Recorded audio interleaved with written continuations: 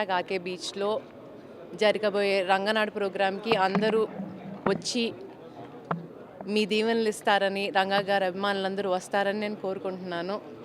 Radharanga మిత్రమండలి, Radharanga Royals, Ranga అభిమాన సంఘాలందరికీ ఇదే నా ఆహ్వానం. ప్రస్తుతానికి నేను ఏ రాజకీయ ప్రవేశం చేయట్లేదండి. ఎందుకనంటే నా టార్గెట్ రాధారంగ మిత్రమండలి, దాన్ని బలపరచడం. అది ఎక్కడికక్కడ డివిజన్స్ కింద విడిపోయింది, దాన్ని స్ట్రెంగ్తన్ చేయాలి. నా టీం వర్క్ అనేది నేను చేయాలి. ఆ తర్వాతే ఏ రాజకీయ నిర్ణయం అనేది నేను తీసుకుంటాను. సో ప్రస్తుతానికి ఎలాంటి నిర్ణయం నేను తీసుకోవట్లేదు. అది మా వాళ్ళని కలవటం నా మెయిన్ ఎయిమ్. ఆయనకి ఇన్విటేషన్ ఇచ్చామండి. ఆయనకి ఆల్రెడీ ప్రీఫిక్స్ ప్రోగ్రామ్స్ ఉన్నాయి. అవి కనుక అయిపోతే వస్తానని అన్నారు. సో అది ఆయన వీలు బట్టి ఉంటుంది. అది మేడం, ఏదైతే ఆశయాల సాధన అన్నారు, ఆశయాల సాధనలో ఏమేమి ఎజెండాగా పెట్టుకున్నారు? ఆశయ సాధనాలనంటే పేద బడుగు బలహీన వర్గాల కోసం ఆయన ఎప్పుడు నిలబడ్డారు. అది ఆయన ఆశయం, వాళ్ళ కోసం నిలబడ్డారు. సో ఆయన ఆశయం ఏంటి అంటే పేద బడుగు బలహీన వర్గాల కోసం ఏదైతే నిలబడి వాళ్ళ కోసం పోరాటం చేసి ఎన్నో ఉద్యమాలు చేపట్టారు ఆయన.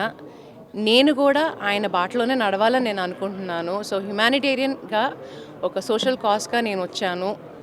మా రాధారంగ మిత్రమండలి కూడా ఇదే పని చేస్తారు. సో వాళ్ళకి ఒక స్ట్రెంత్గా నేను నిలబడాలని నేను కోరుకుంటున్నాను.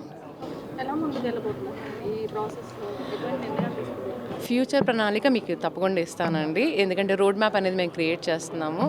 అది రాధారంగ మిత్రమండలి మెంబర్స్ అందరినీ పర్సనల్గా కలవాలని చెప్పి, రాష్ట్ర వ్యాప్తంగా ఒక టూర్ అనేది చేయాలని చెప్పి మా టార్గెట్. అది నేను రంగనాడు ప్రోగ్రామ్ అప్పుడు డిక్లేర్ చేస్తాను ఏంటనేది, మా రోడ్ మ్యాప్ అనేది మీ అందరికీ చెప్తాను. బలమైన రాజకీయం నడుస్తుంది, బలమైన పెద్దలు ఉన్నారు అనేది ఒక అపోహ బయట ఉంది. దాన్ని మీరు ఏ విధంగా? నా వెనక ముందు ఒక్కళ్ళే ఉన్నారండి, రంగా గారు. ఆయనే నాకు బలం. ఆయనే నా చేయి పట్టుకుని ముందు తీసుకెళ్తున్నారు. చిన్నప్పుడు చేయి పట్టుకుని నడిపించడం నేర్పించారు. అదే చేయి పట్టుకుని నన్ను ముందు తీసుకెళ్తున్నారు. సో ఆయన కోసం, ఒక సోషల్ కాజ్ కోసం వచ్చాను. ఆఫ్ కోర్స్ అండి, ఆయన సపోర్ట్ అనేది నాకు ఎప్పుడు ఉంటుంది. ఒక ఫ్యామిలీ అండి, ఎండ్ ఆఫ్ ద డే మేము ఒక ఫ్యామిలీ.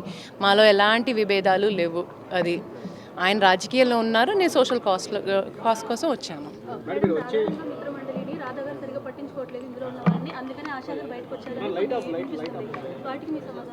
అలాంటిది ఏం లేదండి. ఎందుకంటే రాధారంగ మిత్రమండలి అనేది మనకు ఒక స్టేట్ కాదు, ఇరు రాష్ట్రాల్లోనూ ఉన్నారు, దేశ విదేశాల్లోనూ ఉన్నారు. ఎంత పెద్ద ఆర్గనైజేషన్ అంటే మాలాంటి వాళ్ళు, ఇప్పుడు ఒక రాధా, ఒక ఆశ వస్తే ఆర్గనైజ్ అంటే దాన్ని మేనేజ్ చేయగల కెపాసిటీ లేదండి. మాలాంటి వాళ్ళు ఒక 100 మంది వచ్చినా మేనేజ్ చేయలేము మేము.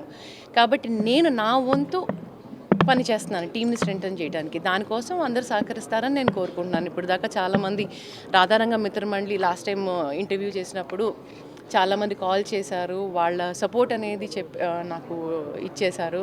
వాళ్ళు చాలా హ్యాపీగా ఫీల్ అయ్యారు, ఆనందంగా ఫీల్ అయ్యారు. నేను బయటికి రావటం అనేది వాళ్ళు చాలా సంతోషం అనిపించింది. వాళ్ళు అదే అన్నారు, అమ్మ మీ తోడు మేము ఉంటామమ్మా. అప్పుడు రంగా గారితో మేము ఉన్నాము, రాధా గారితో ఉన్నాము, ఇప్పుడు నీతో కూడా మేము ఉంటామని చెప్పి వాళ్ళ సపోర్ట్ అనేది డిక్లేర్ చేశారు నాకు.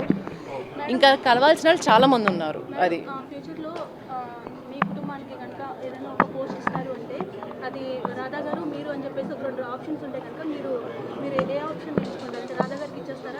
మా అన్నయ్య గారంటే పెద్ద ఆయనకి ఫస్ట్ ఆప్షన్. అది ఆయన మా అన్నయ్య, ఎప్పుడైనా ఆయన ఫస్ట్ చాయిస్ ఆయనకే. అది ఇరు రాష్ట్రాలు అంటే రెండు తెలుగు రాష్ట్రాల్లో ఆడబిడ్డలు అదేవిధంగా అన్నయ్యల మధ్య రిలేషన్ నడుస్తూ ఉంది, అంటే పార్టీలు అటువంటి అస్సలు లేవండి. మేము ఒకటే ఫ్యామిలీ, హ్యాపీగా ఉన్నాము. అలాంటి క్లాషెస్ ఏమీ లేవు.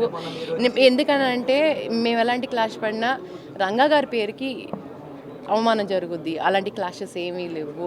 ఆయన దారిలో ఆయన వెళ్తున్నారు, నేను సోషల్ కాజ్ కోసం నా దారిలో నేను వెళ్తున్నాను. మాకు ఎలాంటి గొడవలు లేవు. ఆయన మా అన్నయ్య, అది అంతే. ఇన్వైట్ చేశానండి. ఆయన సపోర్ట్, ఫుల్ సపోర్ట్, బ్లెస్సింగ్స్ ఉన్నాయి. అది ఆయనకి వేరే ప్రోగ్రామ్ ఉండటం మూలంగా రాలేకపోయారు. అది ఎలక్షన్కి ఇంకా 3 సంవత్సరాలు ఉన్నాయండి. తర్వాత నేను చెప్పాను కదా, ఇప్పుడు రాధారంగ మిత్రమండలి పెద్దవాళ్ళు ఉన్నారు, మా నాన్నగారితో పనిచేసిన వాళ్ళు ఉన్నారు.